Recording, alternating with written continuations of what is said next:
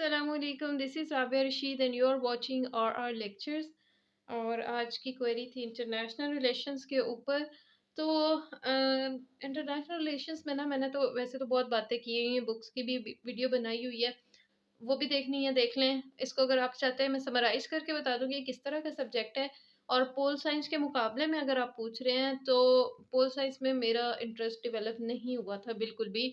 हालाँकि मैंने उसको आधा से थोड़ा ज़्यादा पढ़ लिया था, थ्योरीज़ उसकी की थी, नोट्स भी बनाए थे। पर मुझे लगा कि इट्स नॉट इंटरेस्टिंग और मुझे अगर इसके ऊपर बात करनी पड़ेगी तो मुझे अच्छा नहीं लगेगा, मुझे मज़ा नहीं आएगा। और इंटरनेशनल रिलेशंस हालाँकि मैंने बिल्कुल बहुत लेट स्टार्ट किया था, but it was very interesting और इसकी मैंने बहुत ज़्यादा बुक्स भी पढ़ने की कोशिश की और मुझे मज़ा आता था।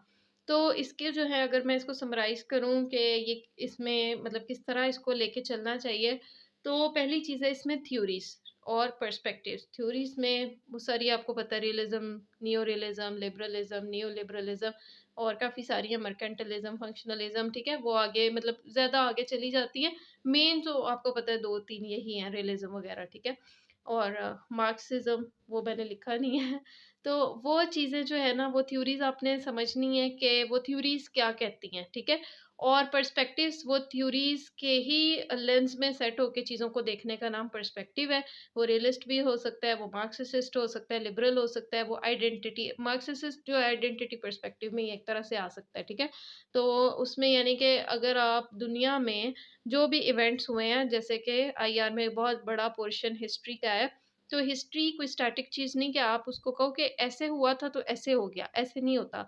उसकी रीज़न क्या थी? वर्ल्ड वॉर 1 स्टार्ट हुई तो उसकी रीज़न क्या थी? उसकी कोई एक रीज़न नहीं है। अगर आप रियलिस्ट पर्सपेक्टिव से देखो तो उसकी और रीज़न्स हैं, लिबरल पर्सपेक्टिव से देखो तो उसकी और है, आइडेंटिटी पर्सपेक्टिव से देखो तो उसकी और हैं।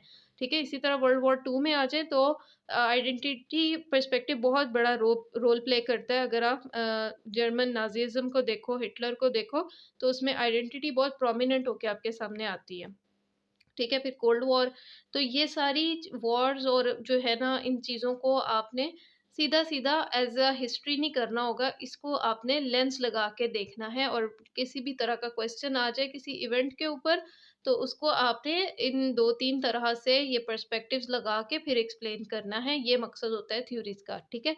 आईआर जो है उसमें बहुत सारी चीज़ें होंगी जो आपको लगेगा करंट अफेयर्स जैसी हैं, लेकिन आपने उसमें थ्योरीज़ लगानी हैं। जहाँ नहीं भी माँगी हुई लेकिन थ्योरी आपको लग रहा है कि यहाँ पे यूज़ हो रही है, कोई ऐसी बात आ गई है जिसमें कोई रियलिस्ट पर्सपेक्टिव आ गया है, तो फिर आपने वो थ्योरी लगानी होगी।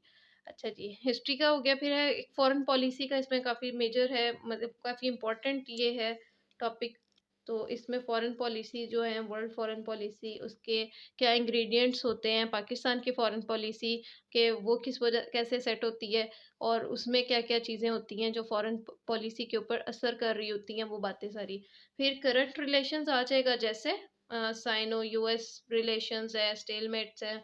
अब यानी अब उसको आपने इस तरह करना है कि यहाँ पे ना मैं इसलिए नोट्सेस के काफ़ी मतलब बात आपको भी समझ आ जाएगी कि नोट्सेस क्यों नहीं आपको की बुक्स वगैरह लेनी चाहिए।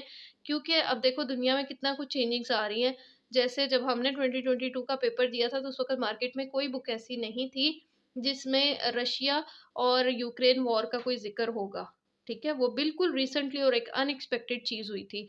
तो इसी तरह अगर आप इस वक़्त अभी तैयारी कर रहे हो, तो किसी ने सोचा ही नहीं था कुछ अरसे पहले, कुछ दिन पहले, कि सऊदीया ईरान में डिप्लोमैटिक टाइज़ डेवलप हो जाएँगी और वर्ल्ड सिनेरियो उसकी वज़ह से चेंज हो सकता है।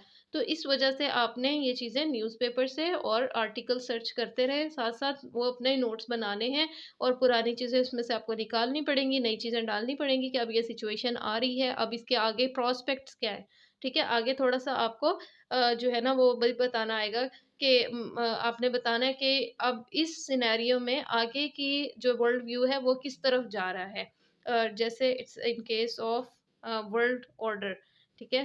पहले पोलर था, फिर एक दौर ऐसा था कि यूएस का राज था कोल्ड वॉर के बाद, तो दुनिया जो है वो यूनिपोलर थी। और जब रशिया और यूएस जो कम्पीट कर रहे थे, कोल्ड वॉर थी, तो मतलब सारी दुनिया जो है इन्हीं 2 ब्लॉक्स में बटी हुई थी, तो वो बाइपोलर एक वर्ल्ड ऑर्डर था। तो आपको इस तरह का क्वेश्चन आ सकता है कि व्हाट डू यू थिंक कि अब world order, current world order क्या है? तो उसमें फिर आपने ये चीज़ें बतानी हैं और साथ-साथ पर्सपेक्टिव्स और थ्योरीज़ को और हिस्टोरिकल फैक्ट्स को और जो है ताज़ा तरीन जो अपडेट्स होती जा रही हैं वर्ल्ड रिलेशंस में, उस सब को लगा के तो ऐसे करना है। तो बस मेरे ख़्याल में ये क्रक्स है इंटरनेशनल रिलेशंस को प्रिपेयर करने का। अगर आपको थ्योरीज़ आ गई हैं, तो बाकी चीज़ें फिर हलवा बन जाती हैं, ईज़ी हो जाती हैं करनी।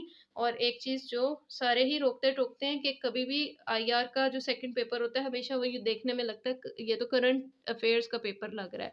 वो करंट अफेयर्स का नहीं होता, वो आईआर का होता है और इस वजह से उसमें आपने थ्योरीज़ लगानी होती हैं, फिर ही वो आपका पेपर क्लियर होता है, पास होता है।